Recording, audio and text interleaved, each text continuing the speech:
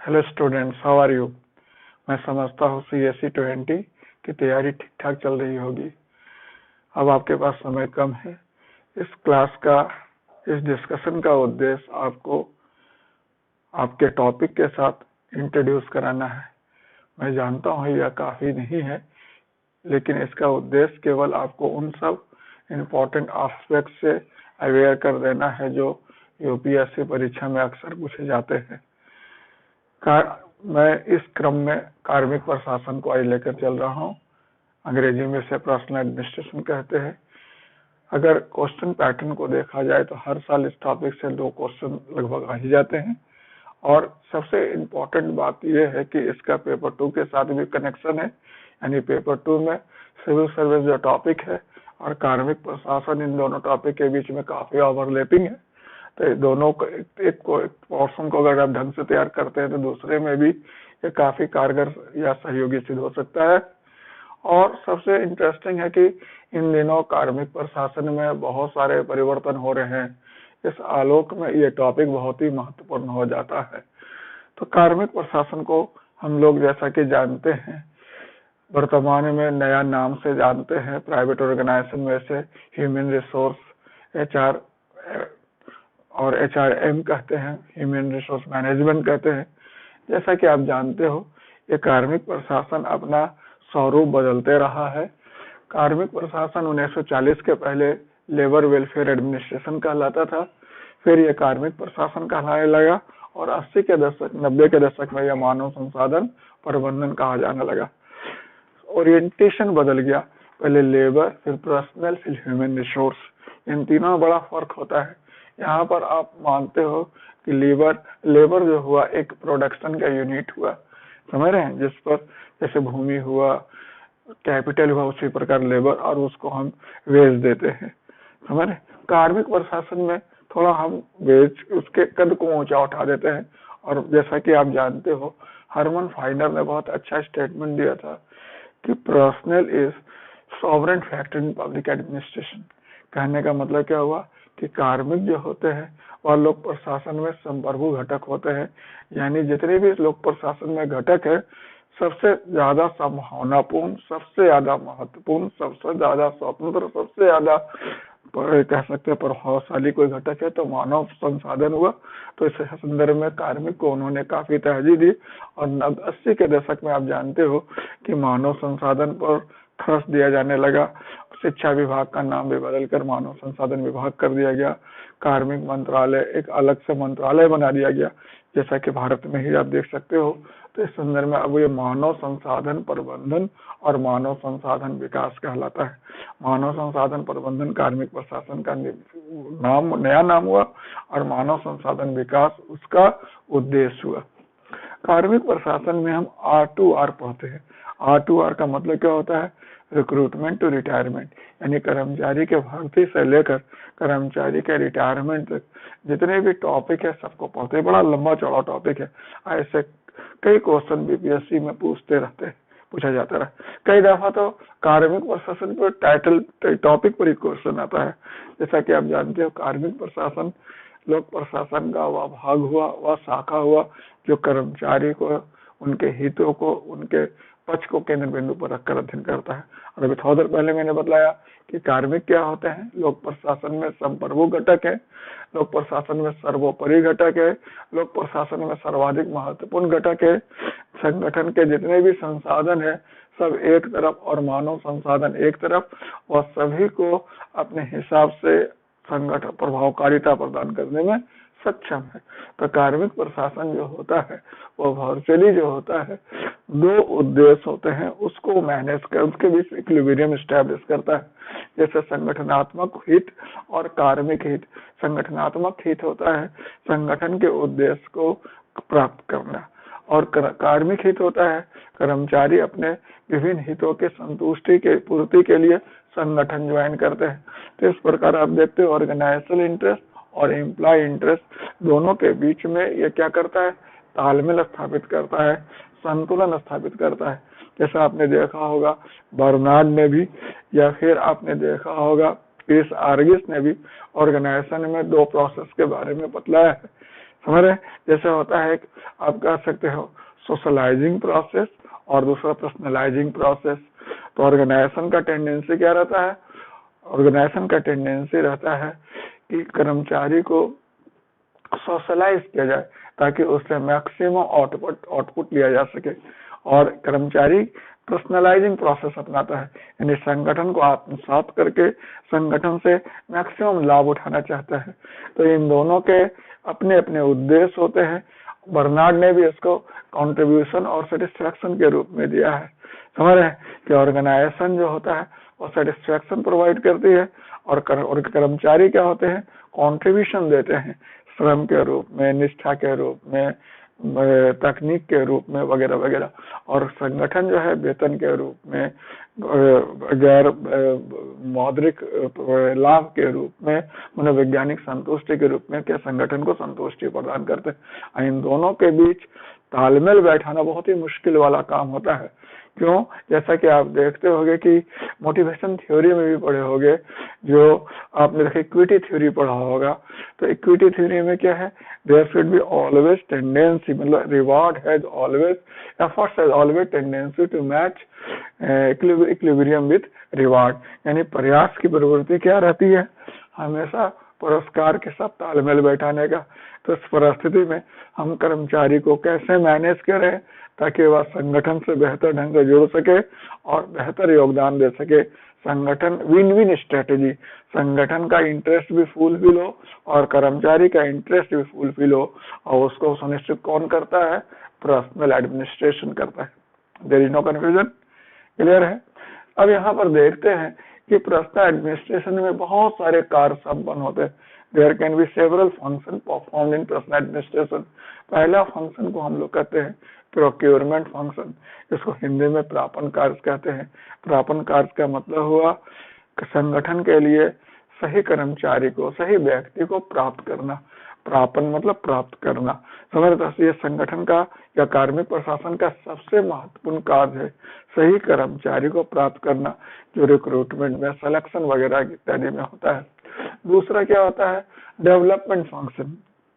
Development function में तो क्या हुआ कि आपने सही कर्मचारी को तो प्राप्त कर दिया, लेकिन उसको सही कैसे रखेंगे, उसके लिए आप ट्रेनिंग देंगे, कैपेसिटी डेवलपमेंट करेंगे, स्किलिंग करेंगे, रीस्किलिंग करेंगे। तो ये दिस इज डेवलपमेंट फंक्शन। तीसरा जो होता है कंपनसेशन फंक्शन, क्योंकि कर्मचारी आपको कंट्रीब्यूट कर रहा है, अपना श्रम दे रहा है, अपना निष्ठा दे रहा है, अपना योगदान दे रहा है, तो बदले में जो उसकी क्षति हो रही है उसकी पूर्ति के लिए आप वेतन देते हो और विभिन्न प्रकार के लाभ देते हो, भत्ता देते हो। तो ये कॉम्पनसेशन फंक्शन में होता है। तीसरा क्या है? Maintenance function. इसको व्यवस्थापन कार्य कहते हैं कि कार्मिक को संगठन में कार्य करने के लिए एक न्यूनतम व्यवस्था की आवश्यकता होती है।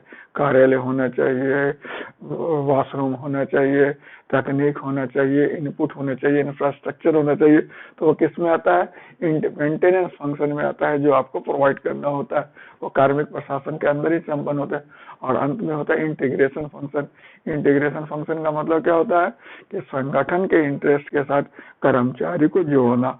इसमें हम अभिप्रेरण, मनोबल वगैरह वगैरह को ले सकते हैं कि कैसे कर्मचारी को हम जोड़ें, कैसे उसे भावनात्मक रूप से संगठन के लक्ष्य के प्राप्ति के प्रति जोड़े। तो इंटीग्रेशन फंक्शन। तो कार्मिक प्रशासन में कितने कार्य होते हैं? 5 कार्य होते हैं। पहला प्रापण कार्य, दूसरा विकास कार्य, तीसरा क्षतिपूर्ति कार्य, चौथा मेंटेनेंस कार्य और पांचवा इंटीग्रेशन कार्य। समझ रहे हैं? यानी कि पहला हुआ भर्ती इत्यादि संबंधी कार्य, दूसरा प्रशिक्षण इत्यादि संबंधी कार्य, तीसरा वेतन इत्यादि संबंधी कार्य, चौथा कार्य स्थल संबंधी या कार्य दशा संबंधित महत्वपूर्ण कार्य, और फिर अभिप्रेरण, मनोबल इत्यादि से संबंधित कार्य। तो ये बहुत बड़ा टॉपिक है कार्मिक प्रशासन का। जैसे बहुत सारे टॉपिक है और इस पर क्वेश्चन बड़ा रिक्रूटमेंट पर अलग क्वेश्चन आ सकता है। फिर आप देखते होंगे क्लासिफिकेशन। ये होता क्या है कार्मिक प्रशासन में, क्योंकि संख्या में कर्मचारियों की बहुत ज्यादा अधिकता होती है और विविधता होती है। अलग अलग तरह के कर्मचारी होते हैं। कोई असामान्य होते हैं, कोई विशेषज्ञ होते हैं, कोई लिपिक होते हैं, कोई अधिकारी होते हैं, कोई कार्यकारी होते हैं। तो सबको एक साथ तो डील नहीं किया जा सकता, सबको एक जैसा नहीं डील किया जा सकता। उनको उनके क्षमता के अनुसार, योग्यता के अनुसार, योगदान के अनुसार डील करना होता है।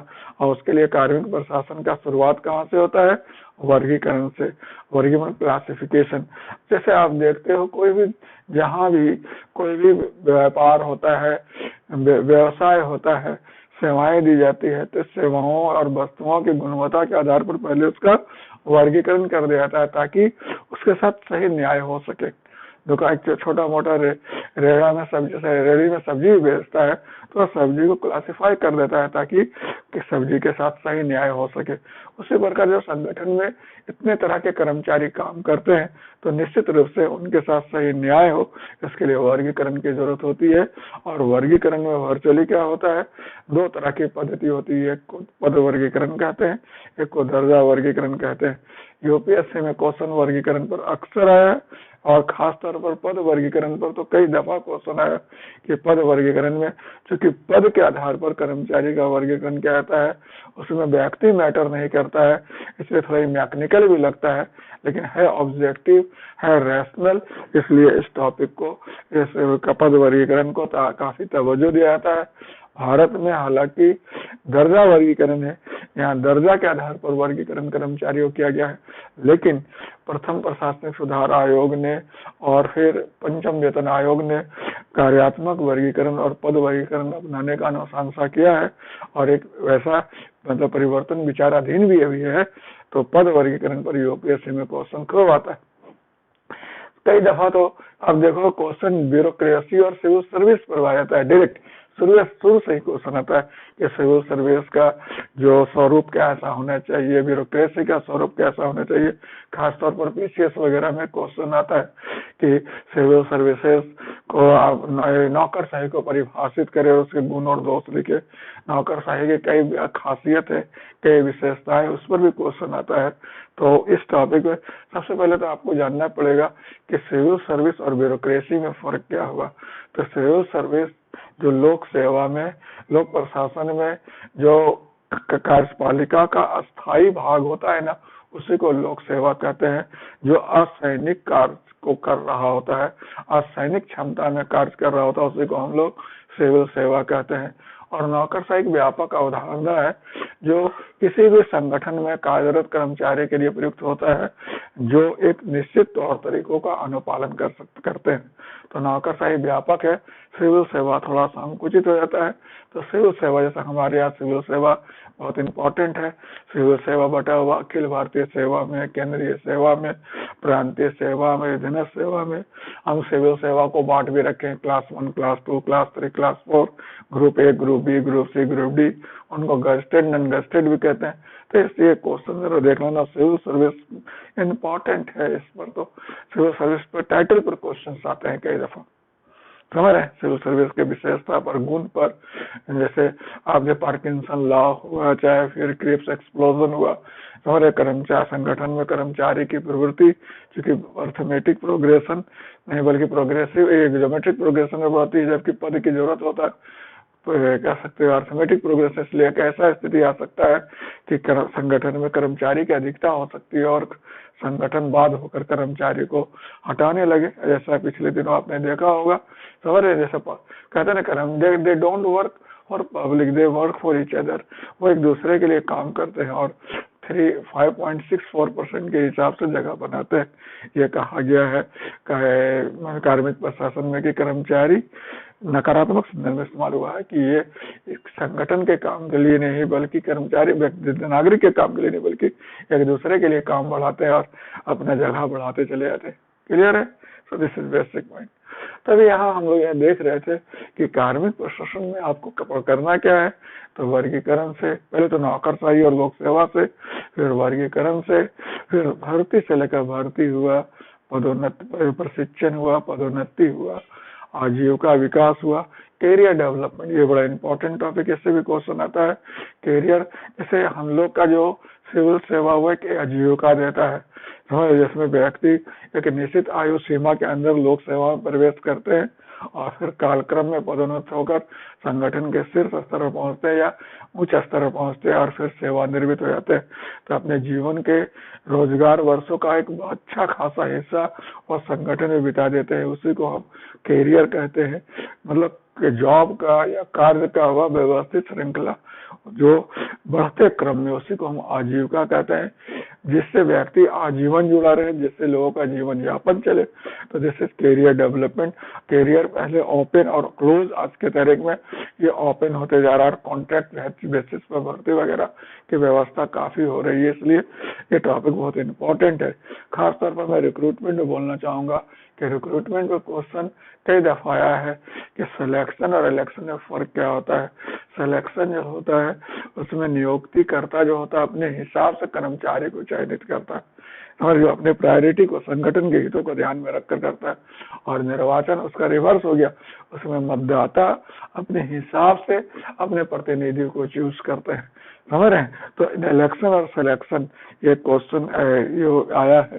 जैसे आप देखते होंगे कि जब जैसे बहुत जगह आप देखते ऑफिस बॉय क्या कहते हैं, पहले बहुत जगह जब मैरिट सिस्टम इंट्रोड्यूस नहीं हुआ था तो वहां पर मतलब कह सकते हो कि कुछ इस तरह की व्यवस्था भी थी कि पब्लिक कह सकते रिकॉल सिस्टम जिसको हम लोग कहते थे कि जिस प्रकार लोग अपने प्रतिनिधि को चूज करते हैं उसी प्रकार वे अपने अधिकारियों को भी चूज करते थे और वे अधिकारी तब तक पद पर बने रहते थे जब तक जनता का विश्वास बना रहता था, बीच में उनको वापस बुलाया था। इसलिए इसको सिस्टम ऑफ रिकॉल कहते हैं और अमेरिका के कुछ प्रांतों में आज भी यह प्रचलित है, ऐसा माना जाता है। लेकिन आज अधिकांश देशों में वो व्यवस्था खत्म हो गया और आज जो है मतलब कह सकते हो सिलेक्शन मेथड इस्तेमाल होता है और सिलेक्शन करने के लिए रिक्रूटमेंट का एक भारी भरकम व्यवस्था स्थापित किया गया है, चाहे भारत हो, चाहे अमेरिका हो, चाहे इंग्लैंड हो, चाहे जापान हो, हर जगह।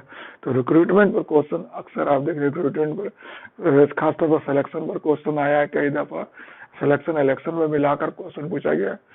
फिर रिक्रूटमेंट चूंकि मेरिट बेसिस पर होता है, मेरिट को केंद्र बिंदु पर रखकर क्वेश्चन पूछा गया है कि अगर आप सिविल सर्विस को प्रोफेशनल बनाना चाहते हैं, सिविल सर्विस को एक कमिटेड क्या कह सकते हैं बिजनेस लायक बनाना चाहते हैं, तो क्राइटेरिया क्या होना चाहिए, मेरिट होना चाहिए। Merit bureaucracy must. योग्यता के आधार पर जो व्यवस्था बनेगा वही वस्तुनिष्ठ बनेगा, वही व्यवसायिक बनेगा, वही कार्यकुशल बनेगा और वही अस्थायी होगा। अगर इससे में हम डायल्यूशन करते हैं और किसी आधार दूसरे आधार पर भर्ती को आगे बढ़ाते हैं तो फिर उसके डेट्रीमेंटल इफेक्ट्स हो सकते हैं। तो इस पर कई दफा यूपीएससी में क्वेश्चन पूछा गया कि there should be merit based recruitment और merit based civil services which is pertinent for skilled professional and objective civil services. Training पर भी कई दफा क्वेश्चन आता है कि ट्रेनिंग को लोग गंभीरता से नहीं लेते हैं। ट्रेनिंग पर भी कोई 3 तरह का क्वेश्चन होता है, ट्रेनिंग, लर्निंग और एचआर, मतलब कह सकते कैपेसिटी डेवलपमेंट। आज कैपेसिटी डेवलपमेंट पर बहुत ज्यादा वर्क किया जा रहा है और खास तौर पर मिशन कर्मयोगी जो भारत सरकार ने भी हाल में इंट्रोड्यूस किया, प्रशिक्षण पर बहुत ज्यादा कि आपको रूल ओरिएंटेड नहीं होना बल्कि रोल ओरिएंटेड होना है और आपके जो ट्रेनिंग दिया जाना है कुछ इस तरह से कि आप बेस्ट डिलीवर कर सके। इस पर बहुत। फिर प्रमोशन पर भी आपने पिछले दिनों रिक्रूटमेंट में एक और टॉपिक आपने देखा होगा, लेटरल एंट्री, कि प्राइवेट सेक्टर से बहुत सारे अधिकारियों को लोक सेवा प्रवेश कराया गया जिसका काफी बड़े पैमाने पर ह्यू एंड क्राई भी हुआ, कोर्ट लिटिगेशन भी हुआ। तो ये बड़ा इंपॉर्टेंट है कि लेटरल एंट्री क्या है, लेटरल एंट्री किस प्रकार फायदेमंद है, किस प्रकार घाटे का सौदा है, क्योंकि इसमें अकाउंटेबिलिटी का, कमिटमेंट का, लॉयलिटी का अभाव होता है। तो ये और जो काम कर रहे हैं पहले से अधिकारी हैं उनके मनोबल पर गलत प्रभाव डालता है। तो ये चीज को जरा सा तो कॉन्ट्रैक्ट वर्सेस कैरियर ये जो टॉपिक बनता है इससे क्वेश्चन कई दफा इम्पोर्टेंट हो जाता है। क्लियर। फिर आप देखते हो कि प्रमोशन पर भी जैसे मेरिट बेस्ड प्रमोशन होना चाहिए या सीनियरिटी बेस्ड प्रमोशन होना चाहिए। इस पे एक दफा पीटर प्रिंसिपल को केंद्र बिंदु पर रखकर यूपीएससी में क्वेश्चन पूछा गया था। पीटर प्रिंसिपल है कि ब्यूरोक्रेसी के संदर्भ में कि जैसे जैसे कर्मचारी ऊंचे पद पर बढ़ते हैं वे क्या होते हैं, इनकॉम्पिटेंस की ओर बढ़ते जाते हैं, समझ रहे हैं? क्योंकि अगर आप मेरिट को ओवरलुक करके सीनियरिटी को क्राइटेरिया केवल करोगे तो यह संभव है कि वर्चुअली क्या होगा कि लोग जो है वह वर्चुअली कॉम्पिटेंट पूरी तरह से ऊंचे पद पर नहीं आ पाएंगे और फिर इनकॉम्पिटेंस उसका स्थान ले सकता है। इसीलिए आपने देखा सुरेंद्रनाथ समिति वगैरह ने भी भारत में 2004-5 में जो स्थापित हुआ था उसने कहा था कि 50 वर्ष का उम्र या 20 वर्ष का जो सिविल सर्विस होता है उसमें कर्मचारी क्या होते हैं, सूखे लकड़ी के बाधी हो जाते हैं। इसलिए इन्हें ये तो वीआरएस कर देना चाहिए, इनको नौकरी से अलग हटाने की व्यवस्था। आज पिछले दिनों आपने देखा भी होगा बहुत सारे अधिकारियों को नॉन परफॉर्मेंस के आधार पर हटाया गया। लगभग 100 आईएएस अधिकारियों को, आईएएस और आईपीएस को भी नॉन परफॉर्मेंस के आधार पर पिछले दिनों हटाया गया है। तो आज ये बड़ा इम्पोर्टेंट है। जब आप कर्मचारी का आजीविका विकास की बात करते, कैरियर डेवलपमेंट की बात करते, प्रमोशन की बात करते, तो निष्पादन मूल्यांकन एक बड़ा इंपॉर्टेंट टॉपिक है। इससे क्वेश्चन अक्सर आता है। पहले तो एसीआर सिस्टम चलता था, अभी इन्होंने 2007 में नया मेथोडोलॉजी अपनाया है और उसके आधार पर निष्पादन मूल्यांकन किया जा रहा है। इसी क्रम में 360 डिग्री मूल्यांकन का भी जिक्र होता है। इस पर क्वेश्चन कई दफा यूपीएससी में पूछा गया कि 360 डिग्री जो निष्पादन मूल्यांकन है वह है तो ठीक, लेकिन इसमें कुछ कमियां हैं जिसको वर्कआउट करना होगा। इसमें इंस्टीट्यूशनल शॉर्टकमिंग्स है, उस पर वर्कआउट करने के लिए आया। तो निष्पादन मूल्यांकन में पिछले दिनों व्यापक तब्दीली हुई और अभी भी इसमें काफी गुंजाइश है। पॉइंट। अब हम लोग यहाँ पर देखते हैं कि कार्मिक प्रशासन में और भी कई इश्यूज हैं, जैसे कर्मचारी नियोक्ता नियुक्ति संबंधित से क्वेश्चन कई दफा आता है कि सरकार नियोक्ता हो गया और कर्मचारी नियुक्ति हो गया। इसी के मैनेज करने के लिए इंग्लैंड में 1917 में विटले काउंसिल बना था। उसी के तहत में Whitley JCM joint consultative machinery Bharat में बनाया गया, लेकिन नाकाफी है। और आज जो है कर्मचारियों का शिकायत एक इम्पोर्टेंट इशू बन चुका है, उसको ढंग से मैनेज नहीं किया जा सकता है। इसी को मैनेज करने के लिए 1985 में आपने देखा होगा राजीव गांधी की सरकार में कैट यानी सेंट्रल एडमिनिस्ट्रेटिव ट्रिब्यूनल की व्यवस्था की गई। तो ये बहुत इंपॉर्टेंट टॉपिक है, कार्मिक शिकायत निवारण। कर्मचारियों का शिकायत किस तरह से एड्रेस किया जाए, किस प्रकार उसको मैनेज किया जाए, क्योंकि अभी तक ऑर्गेनाइजेशन में इफेक्टिव मैकेनिज्म ऐसा नहीं है जिसको एड्रेस कर सके। नतीजा क्या होता है, कर्मचारी जो होते हैं शिकवा के कारण, शिकायत के कारण, क्षोभ के कारण, असंतोष के कारण ऑर्गेनाइजेशन में रहते तो जरूर है, लेकिन अपने बेस्ट कंट्रीब्यूट नहीं कर पाते हैं। तो ये ऑर्गेनाइजेशन के लिए भी डिट्रीमेंटल हो जाता है। क्लियर? इस टॉपिक में एक लास्ट एक बहुत इंपॉर्टेंट टॉपिक है, जैसे आप देख सकते हो एडमिनिस्ट्रेटिव एथिक्स। एडमिनिस्ट्रेटिव एथिक्स नया टॉपिक जोड़ा है, लेकिन है बहुत इंपॉर्टेंट। कहते हैं ना, money is lost, nothing is lost, health is lost, something is lost, character is lost, everything is lost. Same thing can be applied here, that money, if you can say efficiency is lost or efficiency is lost, something is lost, but if ethics is lost, everything is lost. तो आज जो है administrative ethics पर बहुत ज्यादा work किया जा रहा है, खास तौर पर प्रशासन में बड़े पैमाने पर अनियमितता, भ्रष्टाचार इत्यादि को देखते हुए इसको एड्रेस किया जा रहा है। पिछले दिनों आपने देखा होगा वर्ल्ड फोरम पर इसका डिस्कस किया गया। आज विश्व के अधिकांश देश इससे प्रभावित है और प्रशासन में व्याप्त भ्रष्टाचार के लिए चिंतित है, और उसी को संदर्भ में नॉलन कमेटी भी बना था इंग्लैंड में, और भी बहुत जगह इस पर वर्कआउट किया जा रहा है।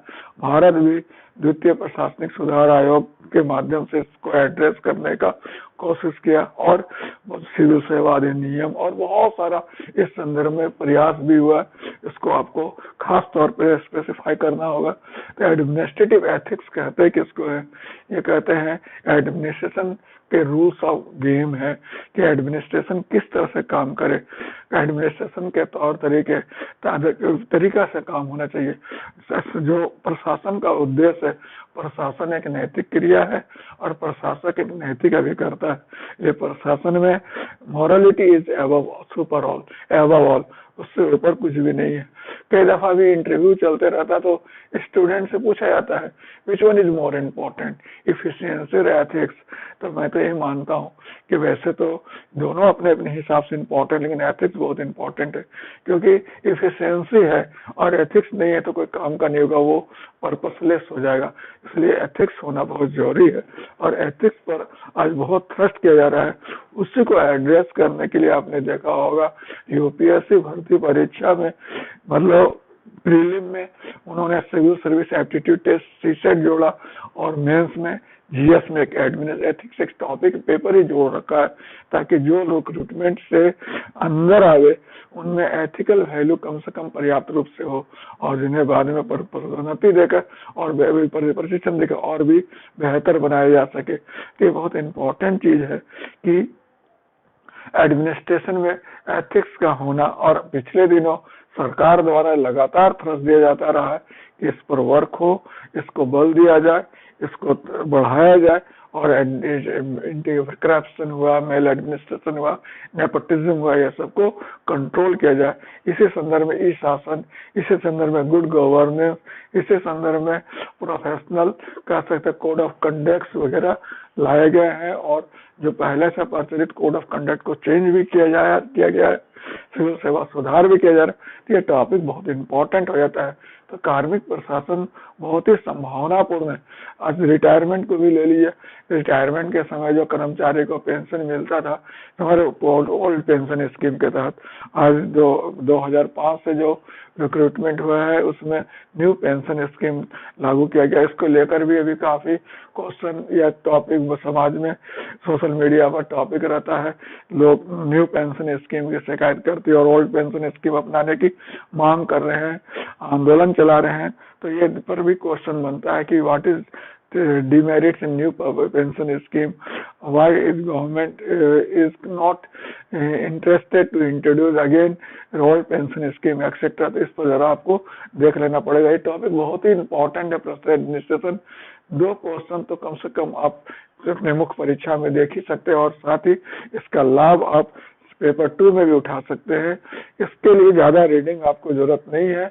इसके लिए आप इग्नू का बीए का नोट्स, इग्नू का एमए का नोट्स, फिर आप लक्ष्मीकांत का ले सकते हैं या फाड़िया, कोई किताब फाड़िया, लक्ष्मीकांत, इग्नू बीए, इग्नू एमए का नोट्स पढ़ सकते हैं। प्लस अभी जो सरकार ने सरकारी प्रशासनिक सुधार आयोग का रिपोर्ट है उसको आप देख सकते हैं। प्लस आईजीपीए का जर्नल एक आया था जो सिविल सेवा सुधार पे है, उसको आप वर्कआउट कर सकते हैं। तो इससे मैं समझता हूँ आपका मैक्सिमम पोर्शन कवर हो जाएगा और कम से कम आप इससे 40 से 50 नंबर का क्वेश्चन मैनेज कर सकते हैं, जो बहुत मैटर करता है।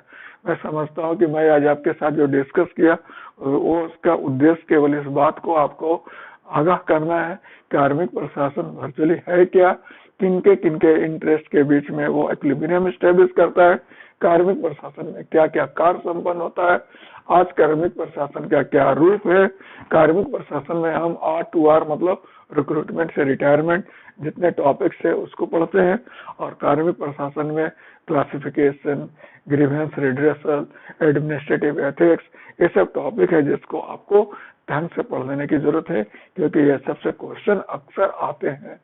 ठीक है, तो मुझे लगता है आपको काफी मार्गदर्शन मतलब आवश्यक मार्गदर्शन मिल गया। आप इस वर्कआउट करें।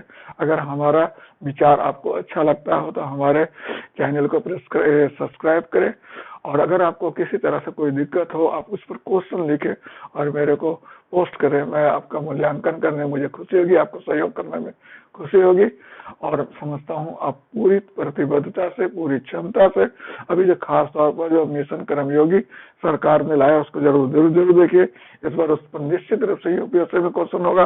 तो मैं समझता हूँ आप अपडेट बने, स्मार्ट बने, सेफ एंड सिक्योर रहे और अपने रिजल्ट को मैक्सिमम इस स्कोरिंग के लिए सिक्योर करें। Okay, all the best, thank you, enjoy.